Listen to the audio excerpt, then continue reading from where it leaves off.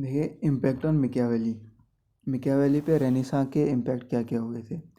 मिकियावेली जो थे, इन्होंने देखे थे जो इटली थे उन मतलब इटली कंट्री के डिविजन्स 5 ग्रुप्स में हुए थे। किंगडम ऑफ नेपल्स एक हुआ, territory of Roman Catholic church 2 हुआ, द रिपब्लिक ऑफ वेन्स 3 हुआ और रिपब्लिक ऑफ फ्लोरेंस।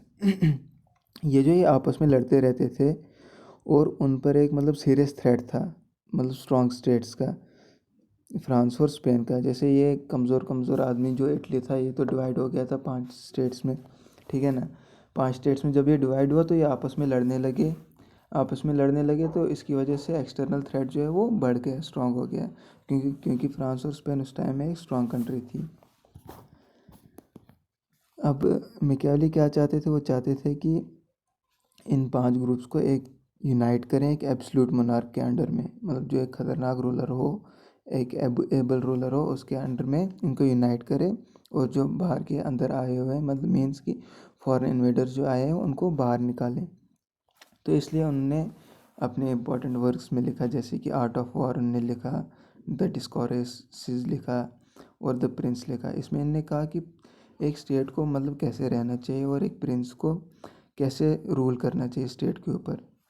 वो चाहते थे कि एक स्ट्रांग रूलर रहे जो इन 5 स्टेट्स को यूनाइट करे और जो बाहर के इन्वेडर्स हैं उनको भगाए यहाँ से। मगर उनको पता चला कि इस चीज़ में उनको एक हर्डल आ रही है बीच में। उनको किस चीज़ की हर्डल आ रही थी, जो पोप होते थे वो वो बहुत दखल अंदाजी करते थे सेकुलर यूनिटी में, इंटीग्रिटी में। वो मीन्स कि वो अपना रूल चाहते थे, वो बहुत हर्डल लाते थे इसके बीच में। अब देखते हैं हम इम्पैक्ट क्या पड़े मैकियावेली पे। देखो, एक तो कंडीशंस आ गई इटली की कंडीशन जो थी वो बहुत ही बुरी थी। इटली में जो पॉलिटिक्स है वो एक गुड क्रिश्चियन एथिक्स के रूल के हिसाब से नहीं चल रही थी, वो एक सेल्फिश इंटरेस्ट के हिसाब से चल रही थी। एक तो ये आ गया, और इसमें हम ये भी कह सकते हैं कि पॉलिटिकल करप्शन वहाँ पर बहुत ज़्यादा था, इनजस्टिस थी वहाँ पर, और क्या कहते हैं वहाँ पर मीन्स कि लॉ वहाँ पर था ही नहीं, और सेल्फिशनेस भी बहुत ज़्यादा थी, करप्शन भी थी। और जो मिकियावेली थे, इनको इन्फ्लुएंस किससे मिला था, एरिस्टोटल से मिला था। मिकियावेली जो थे वो बहुत ही ज़्यादा इन्फ्लुएंस हुए थे एरिस्टोटल से।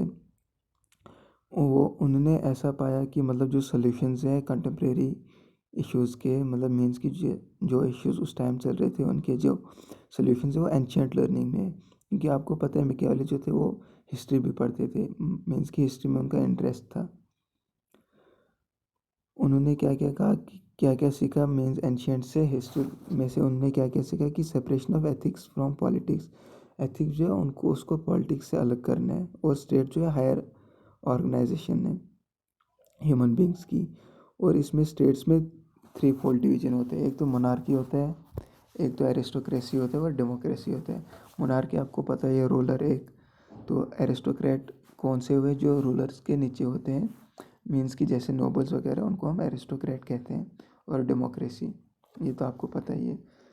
और मार्सिग्लियो एक थे, उनसे भी इनको इन्फ्लुएंस मिला। इन्होंने सेकुलरिज्म और पॉलिटिकल यूनिटी ऑफ रिलीजन किससे ली, मार्सिग्लियो से ली थी। आप थोड़े इसकी प्रोनाउंसिएशन देखना। और इम्पोर्टेंस देखो, इनने हिस्ट्री को भी इम्पोर्टेंस दी है। वो कहते थे कि हिस्ट्री जो है ना वो हमें पढ़नी चाहिए, इससे हमें क्या पता चलता है जो पास्ट में जितने भी हाई लेवल के इंसान रहे हैं, पावरफुल इंसान रहे हैं, उनसे हमें सीखने को कुछ मिलता है। तो कंटेम्प्रेरी सिचुएशन जो थी उस टाइम पे, और रेनेसां मूवमेंट जो चला, इनने मैकियावेली को बहुत ही ज़्यादा इन्फ्लुएंस भी किया था। उन्होंने मेडिवल थॉट्स जो थे वो तोड़ दिए थे और अपने नए मॉडर्न पॉलिटिकल थॉट्स दिए थे, अपनी बुक्स में लिखे हुए थे।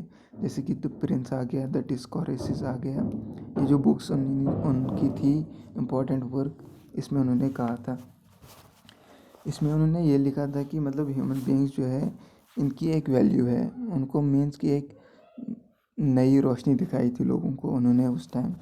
उन्होंने पॉलिटिकल थॉट्स भी दिए थे ह्यूमन नेचर्स के लिए, ह्यूमन मोटिव्स के लिए, क्वालिटीज़ ऑफ प्रिंस के लिए, separation of ethics from politics के लिए दिया था उन्होंने, सेक्युलरिज्म के लिए दिया था, सॉवरेन स्टेट के लिए दिया था, पावर पॉलिटिक्स के लिए दिया था और नेशनल आर्मी के लिए दिया था।